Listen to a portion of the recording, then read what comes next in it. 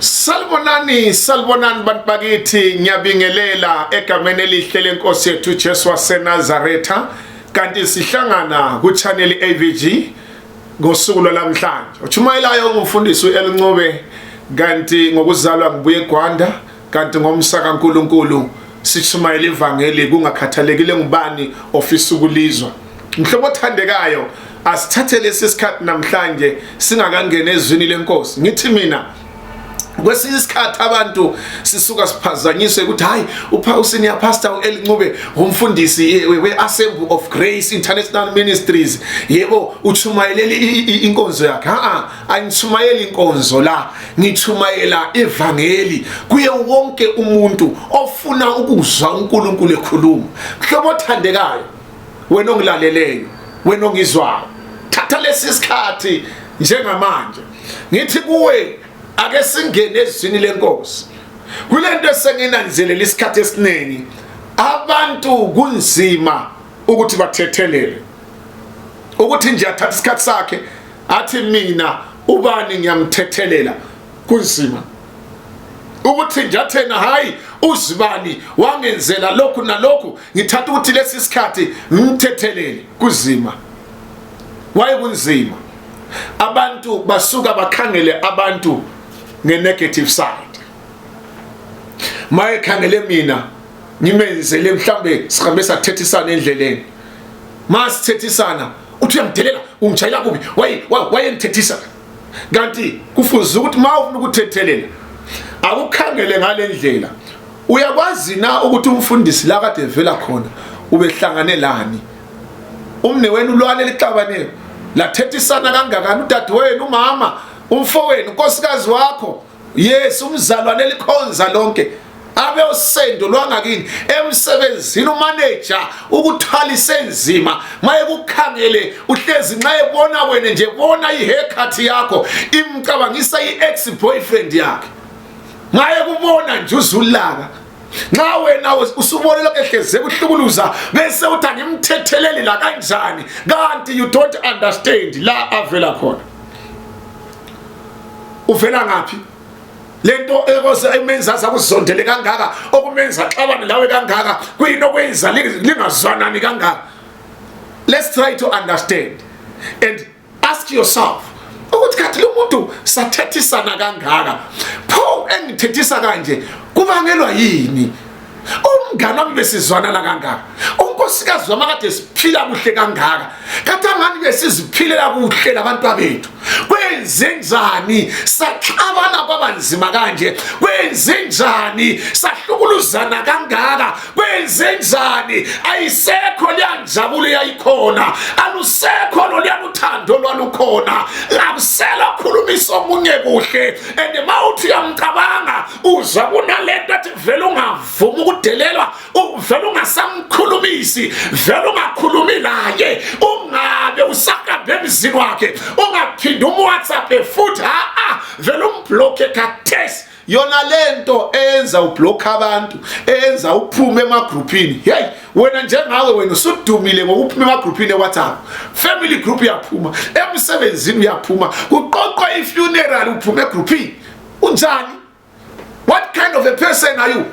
Awubona ukuthi kule nkinga ngawe, kulohlupho lalo, umoya wongathetheleli, unforgiveness ephakathi nakwakho. Nxa ufisa ukuzisisa hlala nami ngayindaba siku AVG channel, AVG realities. Namhlanje sithe singene ngelizwi lenkosi, nawe thatha lesi sikhathi ube uzwe izwi lenkosi. Mhlawumbe abanye futhi lenkonzo engawuyanga, abanye lenkonzo kawusayifuni, akwenza ungasayifuni inkonzo kulomuntu wakugwenxayo ngomnyaka wantolotolo, laba akugwenxa khona balwa lawe bakuzondisa, wakhalala ukukhonza kakukhalalwa, ukhalalela abantu mawungasakhonzi, ngoba okukhonzwayo awukhonzi muntu, awukhonzi bandla, awenzela abanye abantu, wenzela lo owakudala, nguye ofanele akhonze. Ngasumbone ngithumayela ngisenze nje. I'm not doing it for you. I'm doing it for those who want to hear God speaking empilweni zabo. I know ngikhuluma ngisenze nje ukhona oselizwa izwi lenkosi. Wena ostubborn, hayi qhubeka ngobustubborn bakho kodwa liyafika ilanga eliyisithutha. Ungaze ukhangela abantu bangaze babhuluze kangakanani benzela noma yini abayenza isikhathi zonke okusalayo mhla uyafayo wena. Kuyadingakala umfundisi.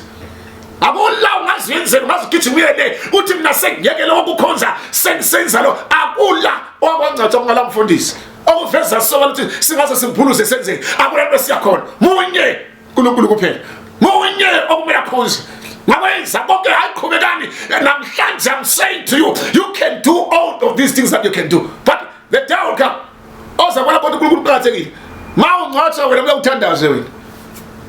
Why manje usenza kanje lokubaleka ngingakuthi wagwenqa kuthi khona omnye umuntu kwabuza emalangeni ku social media wathela kathi yini yakwenza wekele inkonzo yangakini ngihleke ngalala phansi hleke ngalala nesiso kuyini okwenza wathi inkonzo yangakini imali yayifunakala ngoba ungafuna imali khona ungaziye khona ngale liyathengela ukuthenga khona kwa nalokho okunye kufana amambodlela lamnyama lezivale siyelo liyathenga ngoba ungakhishwa imali khona. Why unukutshona uvumela nje into engekhoyo? Why unukuvumela into engayisiyo? Akula ndawo ungafunakala imali khona lawo kwenza uvukela kuseni ufuna imali umsebenzi kaNkulunkulu kuzuhambe kudingakala imali kodwa ngendlela wena oyithatha ngakhona kungazani ikhishwa ngoyi wedwa. So ngazani icele kuwe kuphela awusange uthi ifunakala kuwe kuphela. Nanzela something ngevangeli kungaze kuthi kufunakala 2000 rands 300 US dollars akuzange kuthiwe iphume esikhwameni sakho. Uyamuzwa ukuthi inengi kakhulu iphuma kuwe ayiphumi kuwe.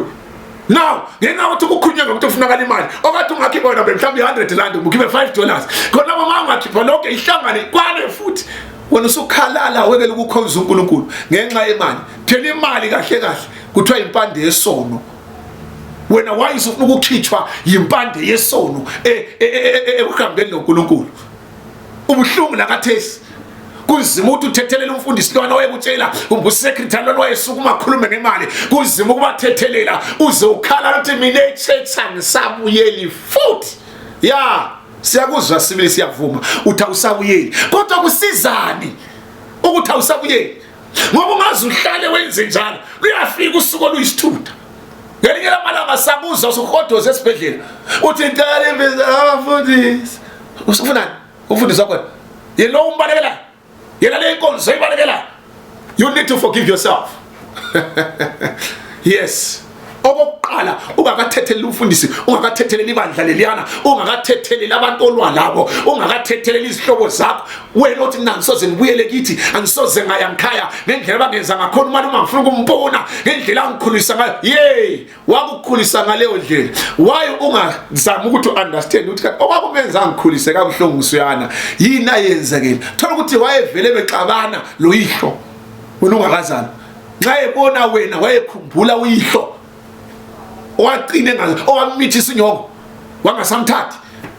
Na umalume maye ukukatha nje wayezibonela uyise ulaka lwakhe lokuthi wayekukatha uyihlo kasana wamthola wasezama ukuqedela ulaka lwakhe phezulu kwakho kodwa unga understand ukuthi into eyenzakalayo yenzakala njani empeleni uza understand ukuthi ubaba umalume wayesukela laphana malume kwakungafanelanga uyenze le nto selilandana libabili malume selinanzelela indlela wangikhulisa ngayo sengiyitholile information ukuthi wawungayenzi ngabomo kodwa lokuhlungu enhlizweni yami malume nguphathele nje 2 kg yethukela. I love you my uncle uNkulunkulu makakubusise. Remember umalume ulesimo sika nyoko ugazi linye lo nyoko bani wakwalahla unina aphandle mawuloyiwe ngaphandle nxa kule mimoya ebuhlukuluzayo bathethelele laba bantu laba mthethelele lona ugogo ngendlela ukukatsa ngayo umthethelele alowavela ukukatsa ngaba uyikhokho lokho ikhona ngaba uyisikho wena kulabanye abantu abantu ukuthi siyababonga abadala abasigatha sebancane kungalwa ngaka sizange sichaywe ngabe sizange sikaraje ngendlela sasikaraje ngayo akubopha impila zakho nakuraphe ngestropo ngabe kasisibo bantu esiyibona namhlanje umuntu wonke namhlanje uyakhala ngama 2000 uthi ama 2000 hayi asuke hada asesithi ama 2000 asethe asesithi ayisikho uthi ama 2010 no ayisikho ama 2010 kodwa ama 2000 asilela abakhulisa ngendlela elesisindo. Forgive. Are you ready to forgive man moya ukatsa? Are you ready to forgive labana abakukhulisa ucheba ngethukela wena? Ngoba wena ungakhangela kathi khangela indlela odonsa nzima ukufida abantu abakho. Wayathini ugogo lwami? Wayathini ugogo wenkosi? Wona lawa amanzi wawucheba ngawo yikho kodwa ekukwanisa and nawe mawungakhangela uyabona ukuthi ngempela ugogo akulanto ezayenza sekudingakala umuntu olenhliziyo yokuthethelela. uNkulunkulu thina ifuna umuntu othethelela abantu bonke ebathethelela entweni zonke.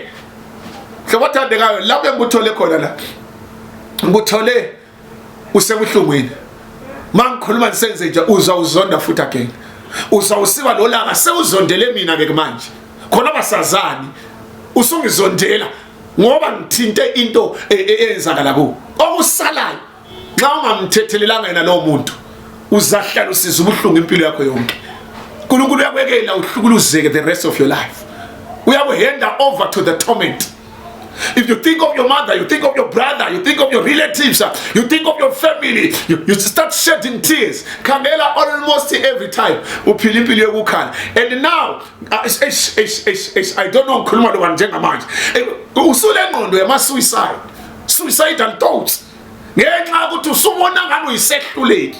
Awusiso sehluleki wena. Okudingakalayo you need to forgive yourself. Forgive everyone for everything.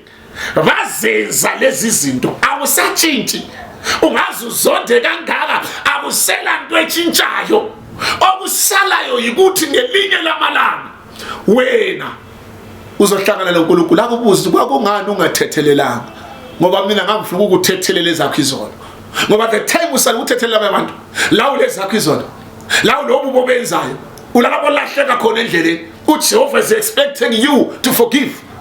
He is expecting you to take your time and forgive others. Hallelujah. Mana kunikeza omnye umzekeliso esilawo labe eBhayibhelini. Nkosi yami. Hallelujah. Masinga Matthew 18. Matthew 18. Ngiyasithanda lesi story. Mangikhuluma ngeforgiveness. Yabona mawungathetheleli usuka ube intandane yesono. Mawungathetheleli usuka uhlukuluzeke kwempilo yakho yonke. Mawungathetheleli usuka ungabi lokho ofuna ukuthi ube yikho khona. Hlobathandekayo egameni lika Jesu ngiyacela ulalele leli lizwi. Verse number 22 thena. Jesus answered, I tell you not 7 times, but 77 times.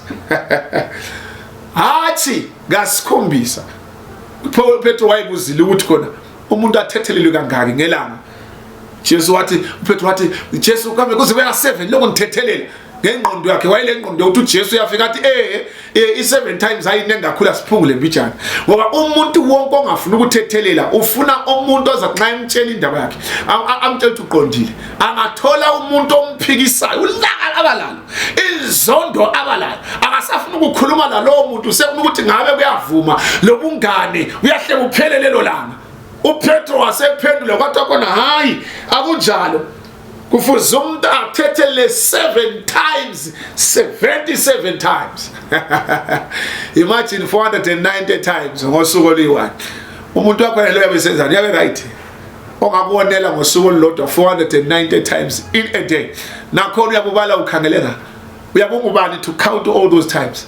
Lona umuntu wabonela kakwani wahle wamkhipha empilweni yakho. Lona umuntu wakuphambanisa kawani wakunyathela lisemtshoveni wahle wachaya impama wakhuluma kwabakanye wamshaya wabona inkanyezi uthe selichayene laye wakubisela wakukhipha izinyo namhlanje usafuna nxa umcabanga uzawulaka luvuya ma uthi nxa ukuthi kuyaliwa wena ma ususilwa lolwala awusali ngoba uyalwa ulwa wena ubona umuntu wakuphazamisa kudala so kuveza soba into usekho right you need to forgive uNkulunkulu kulindele ukuthi thethelela God is waiting for you to forgive the Lord God he's still waiting for you to forgive besides forgiving ayikho into ongayenza vele awufunakala umuntu ongathetheleli funakala othethelelayo lalela nase incebo la khombela kuMateyu 18 verse 31 again when the other 7 saw that had happened they were greatly distressed and went and told their master everything that had happened. Then the master called the servant in. You wicked servant, he said, I cancelled all your debts of yours because you begged me to. Shouldn't you have had mercy on your fellow servant just as I had on you? In anger, his master turned him over to the jail, to the jailers, to be tortured until he should pay back all he owed. Yaphataliswa uma wafuna ukuthethelela kuthaye khona inceku eyayile nceku yayo linceku yayingafuna ukuthethelela inceku yayo ngoba le nceku yathi ikhuluma kuNkosi yayo inkosi yathi inkosi akunamali yokuthi umbhadala isikweleti inkosi yathi hayi ngiyakuthethelela siyacima sonke isikoloto sakho kodwa yena laye waye le nceku yakhe ayilesikweleti sakhe maye sesiya kulole isikweleti sakhe la nxa wayesethethelele kwesakhe isikweleti wehluleka ukumthethelela ngoba waye lenhliziyo yomileyo njengelitshe ngoba walenhliziyo elukhuni lawo lenhliziyo elukhuni kufanele utshintshe ekwenzeni kwakho ukuze wenelise ukuthethelela kukumarriage kusemsebenzini kuyadingeka ukuthi uthethelele kwesisikhathi mawuthi uyakhangela ukuthi mawufuna ukuthethelela kulalento ethi ungathethelela uyisithutha baza kuhleka abantu akulabantu abakuhlekayo you are doing this for your happiness you are doing this for your joy ithi inceku yasisala ukuthi ithethelele inceku yayo wayithelejeni indaba yazwakala enkosini bambiza laye bathi wena nceku embi you wicked servant uNkulunkulu ubona wonke umuntu ongathetheleliyo ukuthi wicked you are a wicked believer you are a wicked person. How can God bless a wicked person? How can God anoint a wicked person? How can God uplift a wicked person? Angeke akukhulule ngoba awusomncebe right Job yakuthanda ukuthi uNkulunkulu wawuthanda umhlaba kangaka uJohn chapter 3 verse 16 wazwanikela ngendodana yakhe yodwa ukuthi ubani nobani okholwa kuyo indodana abe nokuphila kunaphakade kodwa wena bheka awumthanda uNkulunkulu lokhu womele entweni ezindala ezingasiziyo ezikwehlukanisa lo uNkulunkulu yike ngathi mangikhuluma emavikini edlule ngathi mina ebona umuntu mayele sono isono sakha umdulu phakathi kwakhe lo uNkulunkulu ayisikho ukuthi abathakathi bayakuloya wena awusekho kuNkulunkulu usuloyeka ngenxa yokuthi izono lezo zibambileyo zikwenza ube duze lezitha zakho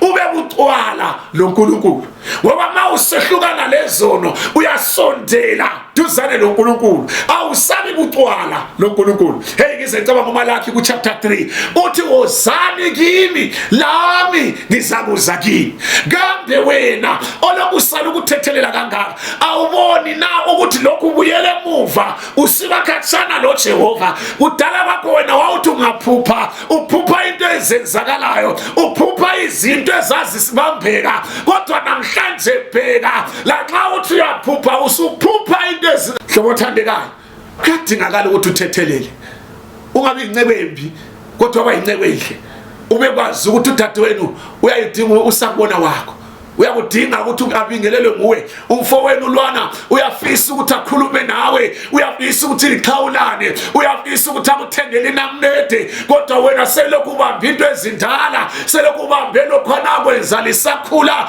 kanti abanye baretsha besesengabantwana akangendlela akhuliswa ngayo wahle waphambaniseka ngendlela otshaya ngayo isibhakela awutshayi ngoba uyatshaya wena utshaye ngoba wenzwa into eyenzakala kudala kumele uthethe uthethelele uphume kuleyo nto wakuzondisa usesemncinyane. Lalamhlanje usaphili ngendlela okunokuphila ngayo, usuzizwa ulomoya wengxabano ngoba ngendlela wakhuliswa ngayo, uzizwa ulomoya wokulwa, uzizwa ulomoya ongafanelanga, uzwa ukuthi nxa umuntu ekuphazamisa kungakhathalekile ngubani, uhle ukhale inyembezi, ayisiko ukuthi uyakhala inyembezi wena uhlutshwa yikungathetheleli. Yikho sokukwenza ube buhlungu kangaka ukuthethelela kulezigaba. Ma ungathethelelanga ungabona usithi ubona ngila ndaba laye vele akunokukhuluma naye, angilakwenza la awuthethelelanga. Akula muntu ongadinga omunye umuntu, lami nginje ngiyakudinga wena ongizwayo. uJehova naye uyakufuna ekhaya ezulwini, akula muntu ongafuna omunye. Bafundisi, yekelani ukuhlukuluza abazalwane, libatshela ukuthi hamba kawulancedo. I can do anything that I want to do because even ungekho siyaqhubeka. Ayikho lento enjalo. Khumbula mfundisi wami ukuthi phela lithi izwi lenkosi siyizitho zomzimba kaKristu. Omunye uyisandla, omunye indlebe, mhlawumbe nalo mqotshayo uyokade lilihlo, mhlawumbe nalo sumlahla uyokade ezaba yi-connection engcono for ibandla lakho. Yekelani lento liyenzayo. Labafundisi selibanjwa moya ungathetheleli, selisilwa lizelilwe lodwa. Abazalwane sebezibekhala kodwa kusela zintshumayelo ezinkonzweni ngenxa yokuthi abafundisi babetshumayela okwabo babelokhu begudliselana. Uma itshumayelo u-adress omunye umfundisi uqede 1 hour ube phambi kwethu utshumayela, ngapha ubhizi ugudlisela omunye. Yona leyo nto kayisizi, kayiphakamisa umbuso kaJehova. Yalibiza zinceku zenkosi ukuthi ake lihlale phansi lithethelele abazalwane, lithethelele imuli zenu, lithethelele izihlobo zenu. Ngoba umfundisi ngaba ukhulumisani lemuli usizana, you need to forgive them. What are you going to teach abazalwane bakho? Uzofundisana ibandla usehle ukuthethelela omunye umfundisi, uzofundisana ibandla usehle ukuthethelela ama-praise and worshipers. Bayalahleka, bayaphuma endleleni, bayeqa idoctrine yebandla, bayeqa umthetho webandla, benza okwengqondo zabo, benza okungayisikho kulokwenza noJehova. Khangela indlela abayenza ngakhona, benza njalo besenziswa ukuthi kukhona okwenzakalayo. Balimela abantu, balimela baba labomama, balimela abantu abasha, baloza mncenga abantu abasha, ubaloza abathuthuza abantu abasha, ubaloza abakhipha kuma-drugs, ama-drugs abangena kuwo, kulento engahambanga kahle ngabo, kulento engaqondanga empilweni zabo. Oh my God, ayisiko ukuthi bayazenzisa abantu abasha, kulento abalimazayo, kulento abashayayo, kulohlukuluzo olukhona empilweni zabo, bahlukuluze emakhaya. Sebeze bethanda mhlawumbe ngahlala ngidakiwe, ukuhlukuluza mhlawumbe kungaphela, kodwa lani kalisabamukele ezinkonzweni manje bamukelwe bubani. Baye ngapha abantu abahlukuluzekileyo ngoba babethi bamukela uJesu, bathola ukuhlukuluza okutsha ezinkonzweni. Ay, come on mana, asifundeni ukuthethelelana, asifundeni ukwamukelelana, asifundeni ukubekezelelana. Sezaya ngaphi izithelo zikamoya, izithelo zikamoya mazivele empilweni zabantu. Masisiya eMagalatia chapter 5 ukhuluma ngezithelo zikamoya. Abantu kabasela uthando, abantu kabasela unembeza, abasekho ukubekezelelana, akusekho uunderstanda. Omunye lomunye usesenzela iside yakhe lasezinkonzweni. Abazalwane kabalandaba ngokulimaza abanye, kulezinye izimvu ezikampondo ezicije kakhulu, ezigwazi ezinye izimvu. Ikhuluma ngisenze nje balamanxeba abazalwane ngenxa yakho, wabalimaza wena, uyabalimaza lakathesi, ngohamba uhleba indawo yonke. You need to forgive others. Stop that thing. Yekele into yakho nayo. Kuyaze kube nini uphazamisa umbuso kaJehova? Kuyaze kube nini uphazamisa abantu bakaNkulunkulu? Hlobo thandekayo leli lizwi malifika kuwe, akuzihlole, uzichwayisise, ubheke ukuthi kambe ngiyangaphi, kambe ngenzani, kambe uJesu engabuya namhlanje ngingenelisa ukuyakhaya ezulwini na, ngendlela engiphila ngayo, ngendlela engenza ngayo. Ngenxa yokuthi wakhamba wangakhuli kahle, namhlanje usuhamba wazilahla wazidela. What's so long life? Akula nto kuthiwa yi-so long life. Repent. I'm calling you to Christ. Woze enkosini, yamukela uJesu, phenduka uzalwe ngokutsha. ube isidalwa esitsha. Yekela ukuzilahla ngendlela ozilahla ngakhona. Yekela ukuzilahla ngendlela ozilahla ngayo wena. Ngendlela obukeka ngakhona, ngendlela yiyo yona. uJehova ukubhekile esekhaya ezulwini, uyalangathi uyaloyisa ukuthi umntana ngisengana ngaphenduka, sengalo umntana mangasondela. Imamukele njalo. Ma uJehova ekhangele wena ubona indodana yolahleko, but namhlanje awukafuni ukuphenduka. My God. My Jesus Christ. Moya ongcwele siza abantu bakho egameni lika Jesu phila. My God, release them from the buckets of embalweni. Bakhiphe ezimbalwini, bakhiphe emaqaqeni, bakhiphe emjibileni kaSathane, bakhiphe emhlabeni Jehovah. Let them come out in the name of Jesus. Let them come out from deep the pit of unforgiveness, the pit of anger, the pit of bitterness, the pit of surrender, the pit of hatred, the pit of resentment, the pit of revenge. Take them out, my God. Let them be released right now.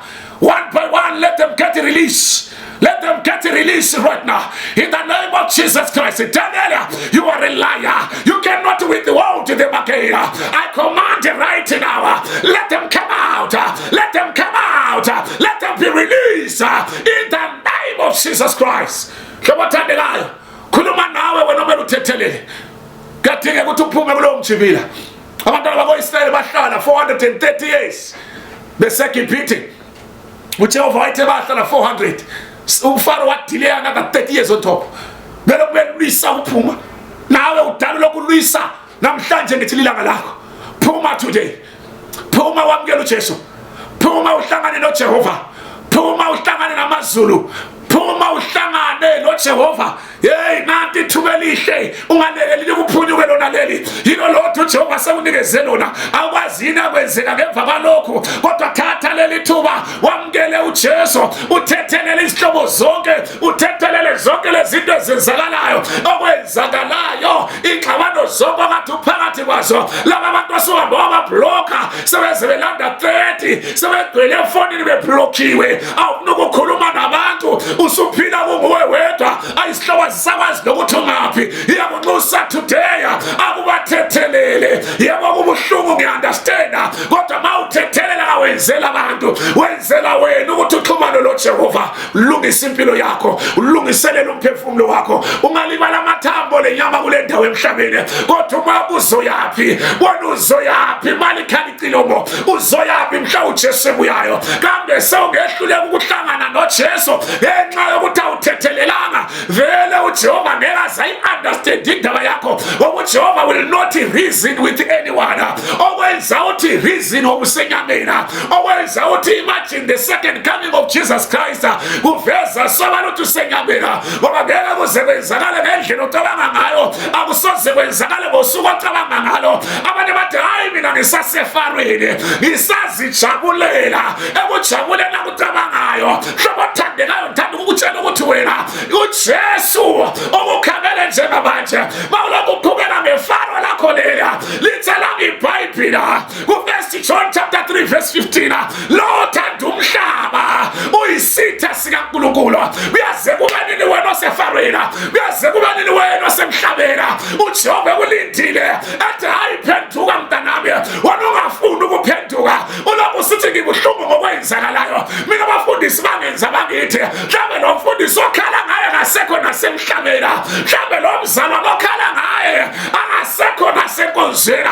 Khona nxa wakhwenxa iyana inkonzweni angangale wayungayanga kulena inye, ungawenza okubi ukumgezelela, kodwa yenza usiye enkosini. Lanxa kungaze kube kunjani, ngizoyala ngisiwa ngisiya kuJehova. Ngeke kuze ngivumele ukuhlale bunyameni, ngeke ngize ngivume ukuhlaliswa uSathana. Wazothi umhlabeleli ngeke ngivume ukuthi uSathana adlale kami njengebhola. Come on, come out from this thing. Thethelela uphume entweni lezi, thethelela uphume kule mjibila, thethelela uphume entweni zomhlaba. Nawe uze wenelise ukuba nguwe, ube nguwe sibili uqobuzisa ukuthi ya ngiyaphila ngaphandle kokuthethelela lo never. Emimkhuhlane esigulayo sithi siyagula, hayi ngiwathethelele. Olunyulaka esilizwa kusa kwemihla lamalanga uzoqedela phezu kwabantwana chapter possible. xa wena unkosikazi besabe kathi ngitsho akalaqala wenzwa ukuthi awuthetheleli wena ulandisana emsebenzini uhlala uxotshiwe sugeze umnyama waphinda kuthiwa lo mnyama hayi ulamnyama wena ulo ungathetheleli. You need to forgive. Keze wena lokugeza kulamhla ugeza wena kulamhla kulwisa uthunqisela kulamhla uthunqisa into yokusingajiji ayisonto yakuthunqisa ayisonto yakugeziswa kodwa forgive thethelele uJesu nxayiselele esiphambanweni athi baba bathethelele ngoba bayazi into abayenzayo baba bathethelele ngoba bayazi into abayenzayo. uJesu uyafuna ukuthi na uthethelelwe nami namhlanje nyala ngathi ukuthi uthethelelwe wena ongizwayo. I wish that you get forgiveness. I pray you get forgiveness in the name of Jesus Christ. Apenda until wena uhlukuluzeka apenda until wena uJehova ukuthanda kangaka wena sengazana kulanto oyenzayo uJehova uyamthanda. My God. Hey, moyo ngcele baba Jesu walenga esiphambanweni wabethela igazi lampompoza bamfaka umqhele wameva ekhanda esenzela mina nawe igazi lakhe lampompoza ukuze mina lawe sifumane ukuthethelelwa kwezono ukuze mina lawe sifumane ukuhlangana noJehova. Hlobo thandeka igazi lika Jesu alichithekela ngamahala lachithekela wena lachithekela wena ongizwayo namhlanje ngithi igazi lika Jesu elampompoza eCalvary sengane lingakugeza ezonweni sengane lingakugeza ebubila sengane lingakususa emandleni esitha sengane lingakususa emjibileni yokubi abanye namhlanje awusakwazi nokuphila impilo right usuka kwakubi ungene kokubi ulala kokubi uvuke kokubi ngenxa yokuthi wehluleke ukuthethelela uJesu uyamthanda. Uthi baba bathethelele abayazi into abayenzayo. Ngothandekayo nawe uJesu uyakuthanda. uNkulunkulu uyafisa ukuthi sengane ungaphenduka today ubathethelele bonke abantu uphume esigabeni sokungathetheleli uphume esigabeni senzondo ngoba mawungabona ungayosigaba sokuqala ungathetheleli uthathela ndaba nozibane angela ndaba la evela mfuna ukuzwa ngaye enxa usuthuyalandela second stage yabusulolala usuzondela umuntu othile ubane ngiyamzonda ngiyamenyanya amfuna kumbona futhi eyazuza ibani uyinto embi indlela yenza ngayo empilweni yami ngiyayenyanya uzibana mfuna ayisikuthi uyamzonda lwana umuntu awuthethelelanga inhliziyo yakho igcwele into ezimbi inhliziyo yakho igcwele ububi inhliziyo yakho igcwele izinto ezingalakwenza lo Jehova. Hlobo othandekayo ngalesi sikhathi uyadingeka ukuthi uthethelele nxa sisiya ku stage number 3 ibitterness ukubaba kwenhliziyo njengaleyi kubantu bathathele wasemsadeni obaba labomama babulawa yibitterness umuntu maye sebhawa uhleka zavula isilakalaka maye labangani bakuhleka kwesabeke bayethi uyabuya ngikhaya ulaka luyaqalisa ngoba ule bitterness kulento lokho ezibalela unkosikazi wakhe kulento lokho azibalela umkakhe uyamtshela athi nxa uyaxolisa athi ngiyaxolela mngami ngiyakuxolela hayi into lengeke isayenzakala phuma ngabe yaphinda buyele njalo aqale phansi. Hey Nkosi yami, that's stage number 3 of unforgiveness. Mase stage number 4 slanderous. Kunabantu abakuthi nxa wena usuwona okwakhe uba lebhuka register khona ngala ngathi ngikhuluma lomnye umuntu wathi mfundisi nanti ibhuku la khangela abantu abangenzela khona walikhipha ibhuku elalibhaliwe ubani wangenza so wangithi wabhala into yonke ngephansi kwalandela ibizo lomnye umuntu ibhuku selize ligcwala elokhe bhala phansi kodwa ukubhala kuncedani. Ngikhuluma nawe wena wabhala phansi ngikhuluma nawe lokubala you're still following the track yezinto ezimbi ezenziwa ngabantu empilweni yakho namhlanje lokhu uzibala ma ungahlangana nayo samkhulumisi nanoma kusesifeni ngeke usondele eduzane kwakhe ungabone khona ngangcono ungasaqhumi kuleyo ndawo kuyaveza ukuthi awuthetheleli thethelela.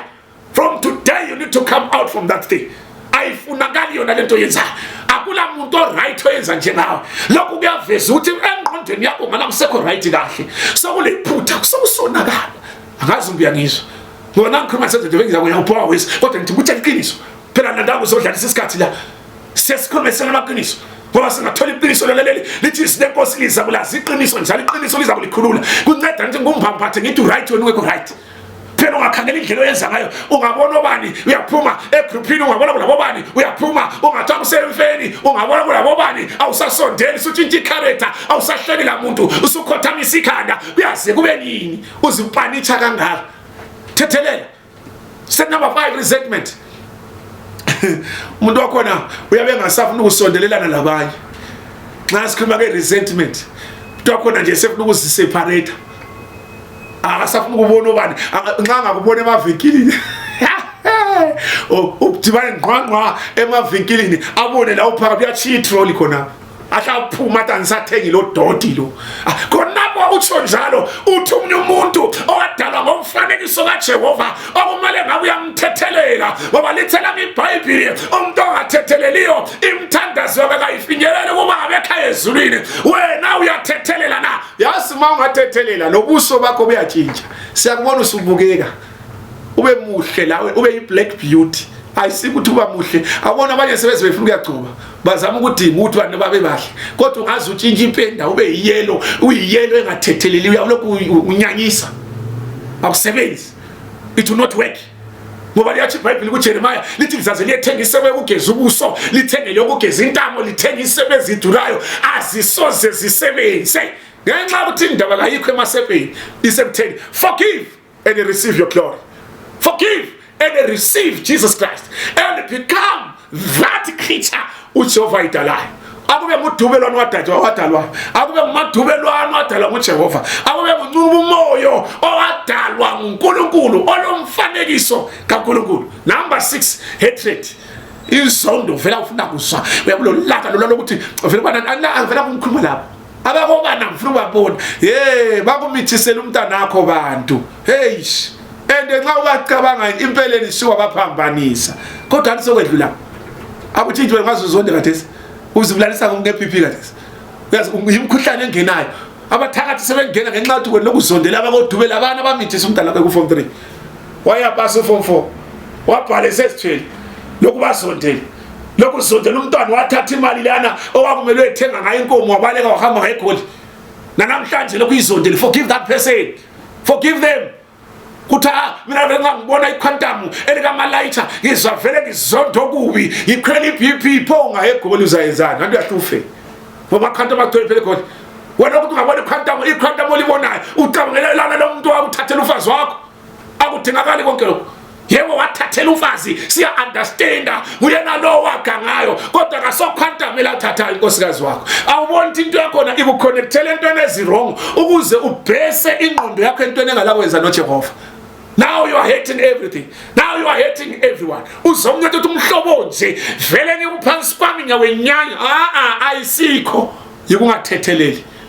Mhla uyathethelela uzananzela ukuthi ubuzibopha ngento engancediyo. Abanye bakhona bona bawunyozondayo yiba bale answer yakho. Those are destiny helpers of your life. The last stage yokungathetheleli yi revenge. Kuthi mina haya ngendlela abangenza ngakhona. Mina vele ubani nxa engafanga vele ngeke ngizisise. Ngakuthi uyakhonza. Njengazene ezizwe ezigcwele echechi echechi ligcwele yinto lifuna ukubulala libhizi liyabaprofita liyabopha intambo ezithile lamanarity liyahlaba lithi lifuna ukubulala abantu alela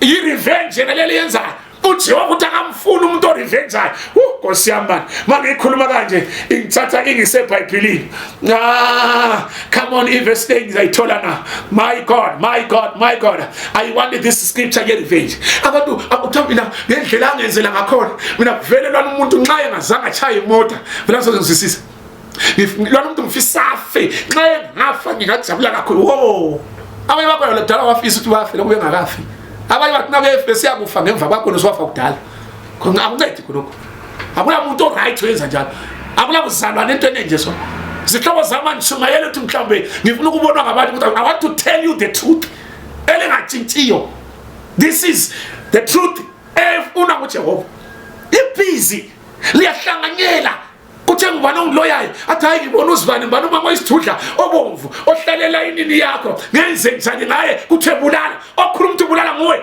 wena ngosubulala abantu wena ngobhizi wobulala abantu awuJehova kamfuna umuntu obulala lithi iBhayibheli 2 la umlayo lichumi uthi lingabulali. Uthi nxa yosisiza ku New Testament uthi asisaphili ngomlayo kodwa siphila ngomusa. La yena lwana umuntu omzondayo uyadeserve ukuthi aphile, uyadeserve ukuthi naye enzebe kahle. My God, woo!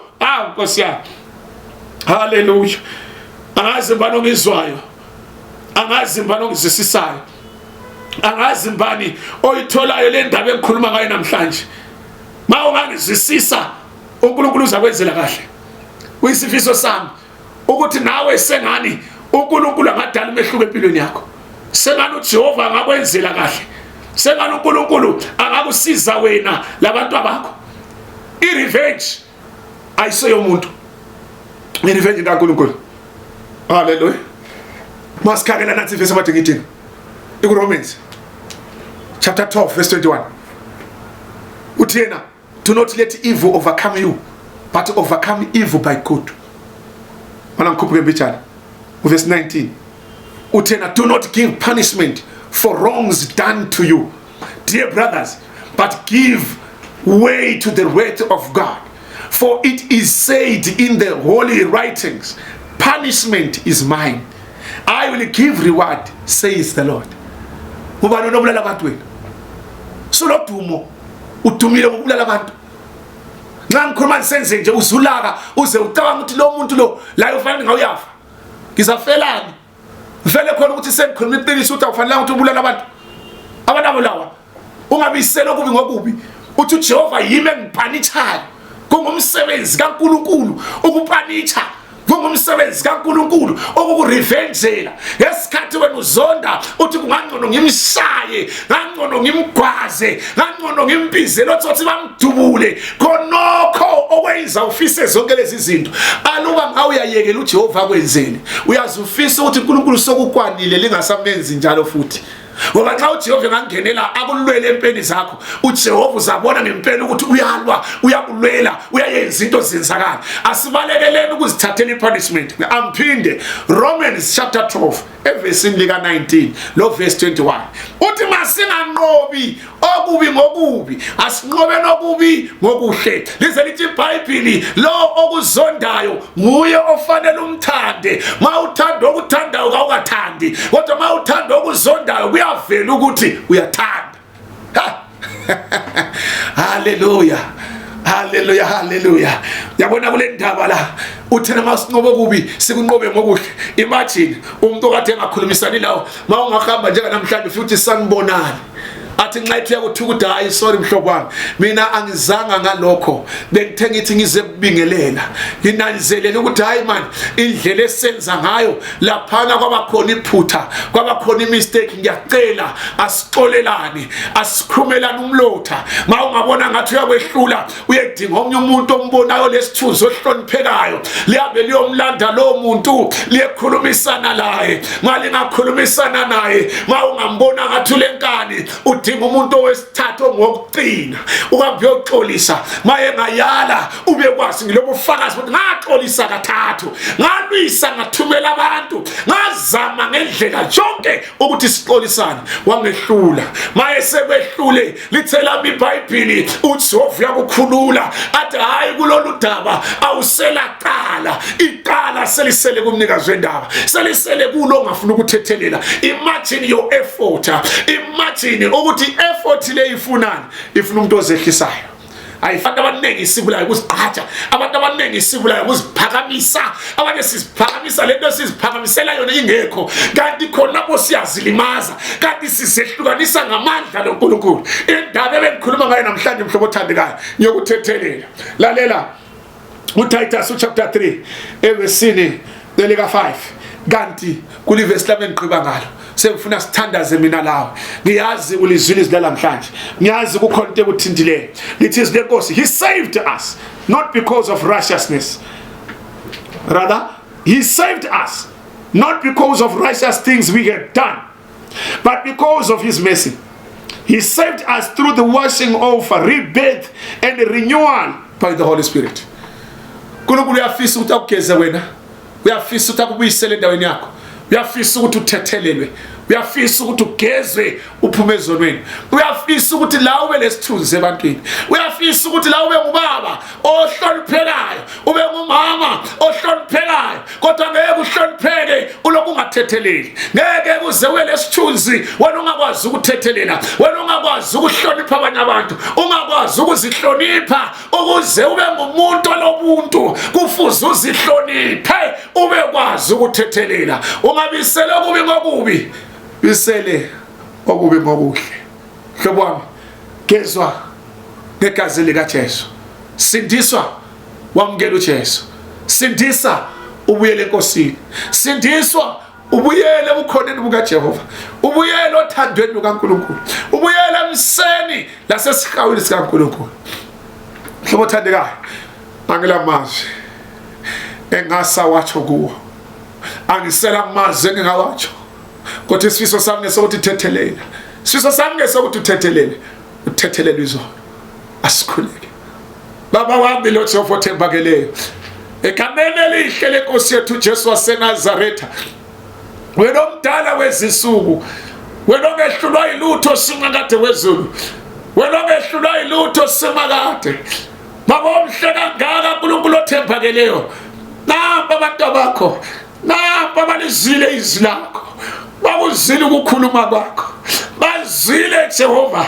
But oh God, kubuhlungu kulula ukuthethelela, kubuhlungu ngoba Jehova sibangani sithutha, babona sengazani babe sebehlulekile, bathi kungcono ukuthi kuhlale kunjalo. Jehova sengani bangaphenduka, banelisa ukuthethelelana njengemndeni, banelisa ukuthethelelana njengomuntu lomfowabo, banelisa ukuthethelelana emsebenzini, banelisa ukuthethelelana emabandleni. Abafundisi Jehova sebeze befisa okubi ngabanye, bafisela abanye okubi, bathi sengazani kungenzeka izinto ezimbi ngabo. Jehova egameni likaJesu ngiyacela Baba, my God, ngiyacela ngicela, ngiyacela Jehova egameni likaJesu, babola amandla wonke, dala umehluko babempilweni zabantu bakho, dala umehluko babempilweni nasemakhumeni abo. Jehova basiza abantu bakho, bakhulule kubina, bakhulule kungathethelelina. Yes, it's not easy to forgive, but God, you are already waiting for them to forgive. Jehova, to whosoever ongathetheleliyo, but you are going to hand them over to the torturers. Yes, kubeni nabantu bakho bethotshwa, baze kubeni bekutorture Jehova. They are being tortured by the situations, they are being tortured in their houses, basemajele empilweni zabo, balamajele enhliziyweni zabo, balamajele kuma-families. Jehova God, babizana ngamagama amabi. Jehova sewuze wena ungasakwazi ukulwela abantu bakho, ngoba abantu bafuna ukuzilwela. Sengani wena ngeke uze wenelise ukusilwela ngosemangalisayo. Ngegama likaJesu ophilayo, uNkulunkulu omhle kangaka, dala umehluko empilweni zabantu bakho. Sesiphilela impilo yokwenza izinto ezingalakwenza levangeli. Labafundisi sebegqugquzela ukubulala, nabafundisi sebebulala Jehova, nabafundisi kabasalitshumayela ivangeli ngendlela. Jehova siyananzelela sensukwini zokugcina laba ungasekho khona ivangeli ngokujula kwalo, kodwa Nkosi yami engcwele abantu bexabana abakuyakhuleka. Geza abantu bakho, siza abantu bakho, khulula imuli zabantu bakho ngegama lomfeli wethu Jesu waseNazaretha. Hlobo othandekayo, as I'm preaching right now, I'm declaring a breakthrough right now. Phuma kulelo jelo, kulelo kungathetheleli. Jehova sengana ngadala umehluko, simakade sengana ngakukhulula mhlobo othandekayo, wena phuma ebubini in the name of Jesus. Nkulunkulu siyabonga, bakhona abazileyo, bakhona abazatshintshwa, bakhona sebeguquliwe, bakhona sebephenduka, bakhona sebekwamukela. Nkulunkulu basize, bahlale emandleni akho. Jehova kuze kubeni sidlala ngevangeli, sengani singahlala evangelini ngokujula kwalo. Ngegama lomfeli wethu Jesu Kristu, Nkosi nomsindisi wethu, we pray. Hallelujah. Hlobo othandekayo, I'm inviting you to Christ. Church asondayo yokucatshela, sondayo yokuyadlalela. Asingadlalini ngoNkulunkulu. Uthukuthele njengamanje. Thukuthelela into esizenze enkonzweni. Thukuthelela lezi zinto esizikhulumayo. Kulezi zinto lema covenants esiwayenza ngalakwenza noJehova. Phenduka uthethelele, phenduka uthethelele izono, phenduka wamukela uJesu ngokutsha, ubuyele ugezwe egazini lika Jesu, ufumane usindiso olupheleleyo. In the name of Jesus Christ. Hallelujah. Ngiyacela mawufisa ukukhulumisana nami, mhlawumbe ufisa ukuncedisa sithandazele lento, inombolo yami nge WhatsApp uyafaka icode yaseZimbabwe +263 779 246 087. I'm inviting you to Christ. You can use this number. It can help you a lot. 779 246 087. You can put the code, Zimbabwean code. Kanti-ke silibandla le-Assembly of Grace International Ministries, sikhona eSouth Africa, sikhona naseZimbabwe. Abafisa ukuthi bahlanganyele nathi, mhlawumbe abanye bafisa ukuthi babe ngama supporters ethu. You want to share something with us ukuze sanelise ukuqhubekela phambili ngevangeli. Mhlawumbe you want to share something for AVG to grow and continue be what they want to do. AVG Realities. You can contact them also. Support AVG to grow and be a brand. But Bagiti, I'm inviting you. Let's work together. Let's uplift our very own. Let's uplift our very own thing. uJesu emuhle alenzele kahle alibusise lonke. Asihlanganene ekhaya ezulwini suthethelele. Asihlanganeni enkonzweni usuthethelele. Asihlangane esitaladeni usungumuntu otshintshileyo. Egameni elihle lenkosi yethu uJesu. Hallelujah. Thank you.